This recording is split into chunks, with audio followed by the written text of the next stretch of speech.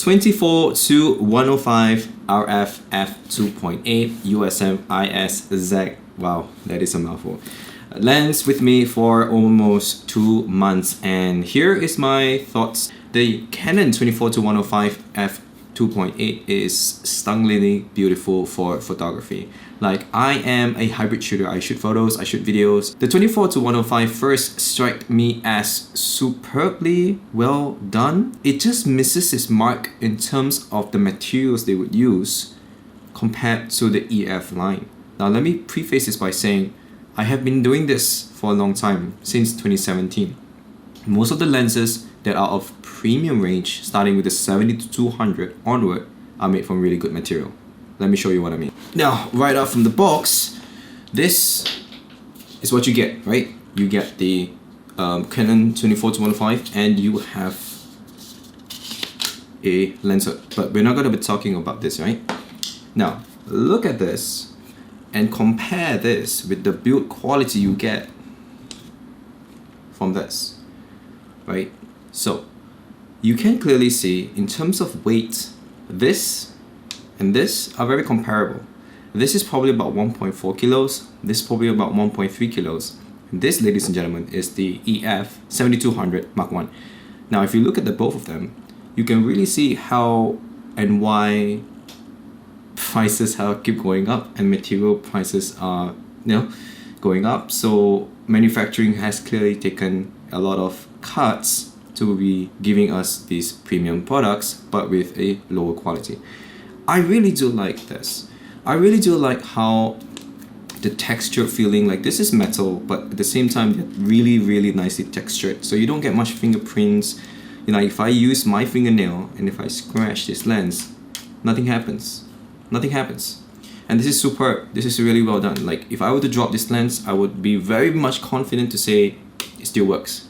I have dropped the EF 16 to 35 f2.8 multiple times, and it survived most of the crashes. In fact, it survived all of its crashes. This is the build quality that we used to get. So right off the bat, getting this, no, this is terrible quality. It's easily scratched. Look, I'm scratching the lens right now. There's clearly scratch marks. So you can wipe it off, but it's a risk. Now, I'm saying this because I normally have slightly longer fingernail than the average people. I know I need to cut them, but when I'm off and about shooting events, and when I come back home, I see scratch marks everywhere. Yes, they can be removed, but they are disgusting to look at. And I have no confidence handing this over to somebody else to use. Sorry, I just don't have that confidence. Not only is it a very expensive lens, the build quality does not quite hold up to itself for me to give somebody the responsibility to take care of my lens for their shoot. So no way I am ever renting this lens. If you are planning to buy this to rent it out, you might want to think twice. It is expensive and it can get damaged cosmetically just by fingernails. That's crazy. So now that I've done with the ergonomics and the build quality of this, I would like to talk about the quality that you get from this, right? Immense quality. That's all I can say you can get out from this lens. Looking at my videos shot with the 24 to 105, looking at the photos, I'm very much pleased to be super satisfied, and it shows in my line of work. My clients, look at the messages that they're sending to me. They love the photo, they love the moment that I can capture with this lens. The reason why, okay, you may be thinking of buying this lens, of course, it's because it covers from the 24N, the wide end, all the way up to 105. It's fantastic. What more do you want? You can show up to an event with one camera, one SD card, one battery, one flash, and one of this. You're done. You don't need a cowboy strap. You don't need to have a 35 in one hand and a 85 in the other. All that is gone. This lens could replace all of that. Now, to me, I'm always investing in the future. And if I get to lower down my workflow in half and carry less gear to a shoot, this is the reason why you want to do it. However, there is a downside to that, right? The weight. the sheer weight of this. Like, it is very counterintuitive to be carrying this on a gimbal for video. It's not gonna happen. You're gonna have to handheld this or put it on a monopod like one of my work here. Then again, it is also very counterintuitive to be using this at 24mm and knowing full fact that this is like 7200. This is what we're accustomed to, right? We're really accustomed to using this. This one, not so much. This is like literally weird, but you can get used to it after a while. It's just some alienating features, like, you know, like, why are we getting like so wide angle 24 when I'm using like a 7200? Oh no, I'm using a 24-105. Yeah. And I must say, the clout that you get from this product using it on your event shoots, fantastic. So many Sony shooters finally got envious of Canon shooters because we have access to amazing lens like this. Until Sigma releases a 28-105 F2.8. Damn. And then that's the preface of this video. So, knowing for fact that Sigma has produced at a cheaper price the 28-105 F2.8, damn, even Sony shooters get access to this now. Yes, 4mm is huge when you're coming to like a wide angle, but you're almost there. 28-105, it's seriously very comparable to the 24-105. I don't have it with me, it just announced, but let me just say that if you're watching this video, you probably will be comparing the two. So should in any case I get to rent one of those, I can put them up, but in this case, I'm not gonna do it.